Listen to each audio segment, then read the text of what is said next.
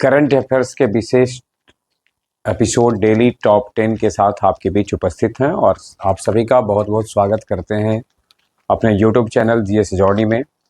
आज आपके बीच जिन 10 सवालों के साथ हम हैं उसमें पहला सवाल आपके लिए स्क्रीन पर है। टुंगवुक और पुंटोंग ये दोनों वाद्ययंत्र हैं।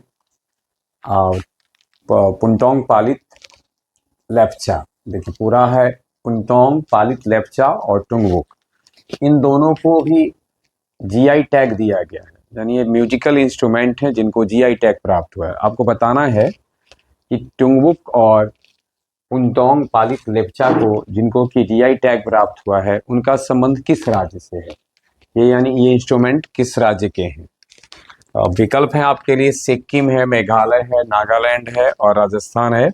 और सही आंसर है इसका सिक्किम, यानी सिक्किम के ये वाद्यंत्र हैं जिनको जीआई टैग प्राप्त हुआ है। अगला सवाल आपके लिए है। अगला सवाल से पहले थोड़ा सा नजर डालते हैं टुंगवुक और पुंटोंग पालित लेप्चा पर। टुंगवुक एक प्रकार का नहीं, उन्हें फेरना छेड़ना इससे बजाया जाता है, और वहीं पुंटोंग पालित लेप्चा जो है उसे फूंक कर, अर्थात कि वह एक वायु से आवाज जिससे हम निकालते हैं, जैसे बांसुरी प्रकार का वाद्य यंत्र है। इसमें गिटार की तरह का है, यानी यह गिटार की तरह है जिसमें कि 3 तार होते हैं और यह पूरी तरह लकड़ी का बना होता है। वहीं पुंटोंग पालित लेप्चा जो होता है बांसुरी की तरह है और इसमें 4 छिद्र होते हैं। इसे मुख्यतः सिक्किम में शादी के समय बजाया जाता है। तो एक तरह से समझा जाए कि शादी के समय बजाने वाला वाद्य यंत्र है सिक्किम में पुंटोंग पालित लेप्चा, और टुंगवुक जो है सो गिटार की तरह का वाद्य यंत्र है। अगला सवाल हमारे लिए है, भारत की पहली पिकल बॉल लीग का आयोजन कहाँ किया जाएगा। पिकल बॉल लीग का आयोजन भारत में पहली बार हो रहा है 1 दिसंबर से 7 दिसंबर 2025 के बीच में यह आयोजित हो रहा है। विकल्प आपके लिए है मुंबई, बेंगलुरु, न्यू दिल्ली, हैदराबाद। इसमें से बताना है कि कहाँ हो रहा है, और सही आंसर है इसका कि इसका आयोजन न्यू दिल्ली में हो रहा है। तो ध्यान में रखना है हमको, न्यू दिल्ली में पहला पिकल बॉल लीग का आयोजन किया जा रहा है। 1 दिसंबर से 7 दिसंबर 2025 के मध्य इसका आयोजन होना है। 15वां ग्लोबल स्पोर्ट समिट का आयोजन किसके द्वारा किया जाएगा। 15वां ग्लोबल स्पोर्ट समिट का आयोजन करने वाली यानी उसकी मेजबानी करने वाली संस्था कौन है, यानी किसके द्वारा, यानी किस संगठन के द्वारा इसका आयोजन हो रहा है। विकल्प आपके लिए है CII है, एसोचैम है, नीति आयोग है और फिक्की है। और सही आंसर है इसका फिक्की के द्वारा, FICCI के द्वारा इसका आयोजन किया जा रहा है। फिक्की जिसका पूरा नाम है फेडरेशन, यानी फुल फॉर्म है federation of Indian chambers of commerce and industry. यह एक वाणिज्यिक संगठन है और ध्यान में रखना है कि यह गैर सरकारी व्यापार संगठन है। ध्यान में रखना है गैर सरकारी व्यापार संगठन है जिसकी स्थापना 1927 ईस्वी में हुई। मुख्यालय इसका नई दिल्ली में है और अभी इसके वर्तमान निदेशक ज्योति बीज हैं। वहीं इसके प्रेसिडेंट यानी सर्वा प्रमुख हैं अनंत गोयंका। तो ध्यान में रखना है, निदेशक हैं ज्योति बीज, प्रमुख हैं अनंत गोयंका, मुख्यालय नई दिल्ली में है, स्थापित 1927 में है और यह एक गैर सरकारी व्यापारिक संगठन है। ये जो आयोजन होने जा रहा है उसका जो थीम रखा गया है वो है Indian sports forging the path of global excellence. 21 नवंबर से ही इसका आयोजन न्यू दिल्ली में किया जा रहा है। अगला सवाल है all women Durga drone squadron. All women Durga drone squadron किसके द्वारा लॉन्च किया गया है। विकल्प आपके लिए है CRPF, ITBP, BSF और CISF। इसमें BSF बॉर्डर सिक्योरिटी फोर्स, सीमा सुरक्षा बल जो है इसके द्वारा इसको लॉन्च किया गया है। जैसा कि हम सब जानते होंगे ये सब के सब भारत के जो है सो अर्धसैनिक बल है जिसके में BSF के द्वारा all women Durga drone squadron launch किया गया है। बीएसएफ पर अगर हम बात करें तो इसकी स्थापना 1 दिसंबर 1965 ईस्वी को हुई थी। मुख्यालय नई दिल्ली में है और वर्तमान में जो इसके डीजी हैं, डायरेक्टर जनरल हैं, दलजीत सिंह चौधरी हैं। पाकिस्तान और बांग्लादेश की बॉर्डर सिक्योरिटी इसका मूल का नाम है, बॉर्डर सिक्योरिटी फोर्स, बॉर्डर सीमा सुरक्षा बल। तो यानी अब देखना यह है कि भारत का जो बॉर्डर बनता है जिन देशों के साथ, उसमें किस देश के साथ इसका काम जुड़ा हुआ है, यानी किस सीमा पर कार्य करने वाली यह अर्धसैनिक बल है। तो पाकिस्तान और बांग्लादेश की सीमा पर यह मूल रूप से काम करते हैं। और मिनिस्ट्री ऑफ होम अफेयर्स ये भी कभी कभी पूछता है कि किस मंत्रालय के अधीन आता है बीएसएफ। तो ना केवल बीएसएफ वरन जितने भी अर्धसैनिक बल हैं वो सब के सब आते हैं गृह मंत्रालय के अधीन आते हैं। तो गृह मंत्रालय के अधीन ये काम करने वाली संगठन है, अर्धसैनिक इकाई है। और अर्धसैनिक बल बीएसएफ के का मुख्यालय नई दिल्ली में है। भारत और किस देश ने रेल व्यापार को बढ़ावा देने हेतु समझौते पर हस्ताक्षर किया? यानी भारत ने किसके साथ समझौते पर हस्ताक्षर किया है? भूटान, नेपाल, म्यांमार, श्रीलंका।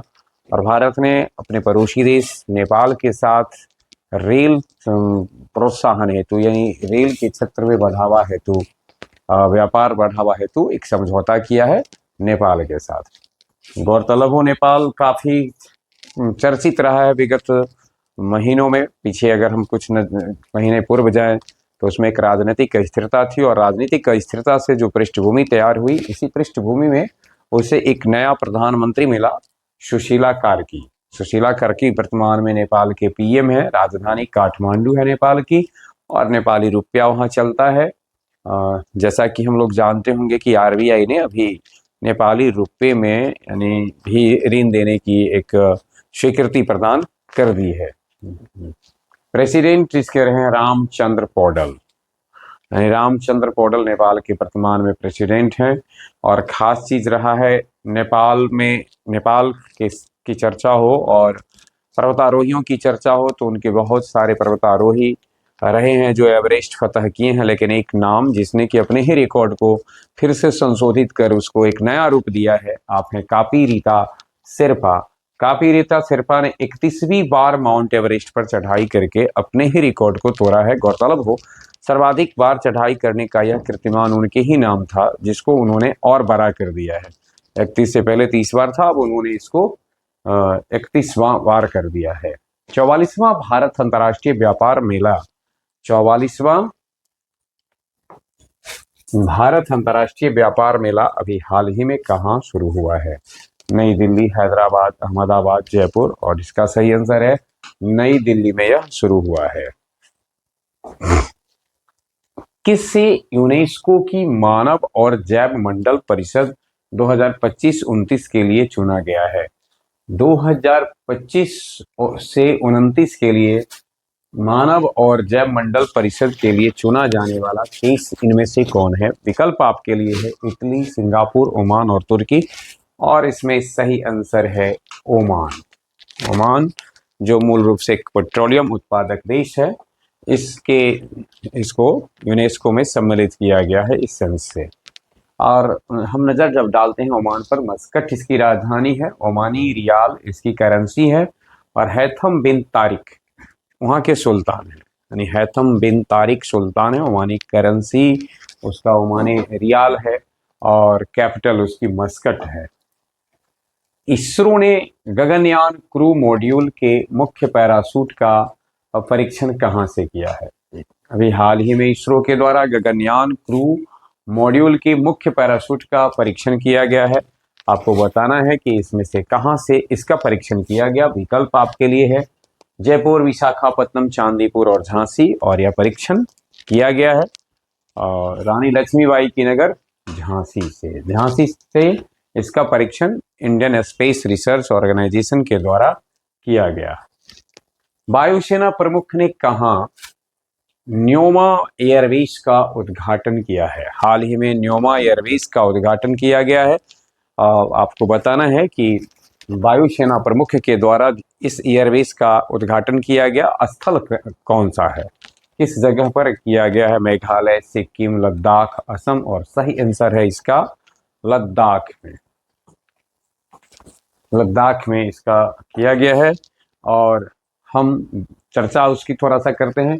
मधु न्योमा वायुसेना स्टेशन का उद्घाटन किया गया 13,700 फीट की ऊंचाई पर 2.7 किलोमीटर लंबे रनवे के साथ। भारत की अग्रिम हवाई क्षमता मजबूत हुई है और यह विश्व का सबसे ऊंचा सैन्य रनवे में से एक है। ध्यान में रखना है, विश्व के सबसे ऊंचे सैन्य रनवे में से एक यह हो गया है। वटाली क्रिकेट लीग भी अभी अभी लद्दाख में 2025 का आयोजन किया गया, लद्दाख में, है ना, वटाली क्रिकेट लीग का। और खुबानी उत्सव भी लद्दाख में मनाया गया है। खुबानी उत्सव के लिए लद्दाख चर्चा में था, वटाली क्रिकेट लीग के लिए चर्चा में था, और अब एक कारण जिससे कि यह चर्चा में आया, वहाँ सबसे ऊंचा सैन्य रनवे के साथ न्योमा वायुसेना स्टेशन का उद्घाटन किया गया है। और आज का आखिरी सवाल आपके लिए है। हाल ही में भारत के पहले रिवर टर्मिनल का उद्घाटन किया गया, लखनऊ, गुवाहाटी, वाराणसी, जयपुर। इसका उद्घाटन किया है केंद्रीय वित्त मंत्री निर्मला सीतारामन ने, और इसका उद्घाटन हुआ है असम के गुवाहाटी में। गुवाहाटी में भारत के पहले रिवर टर्मिनल का उद्घाटन हुआ है। ये थे आज के 10 सवाल जिसके साथ हम आपके बीच उपस्थित हुए। एक सवाल आपके लिए है। आज एक विशेष फैसला लेते हुए बांग्लादेश के पूर्व प्रधानमंत्री को फांसी की सजा दे दी गई है, सुनाई गई है। आपको बताना है वह संगठन कौन सा है, यानी न्यायिक संगठन ही है, तो आपको उस न्यायिक संगठन का नाम बताना है जिसने शेख हसीना को फांसी की सजा सुनाई है। बने रहे हमारे साथ। आज भर के लिए बस इतना ही। बहुत बहुत धन्यवाद।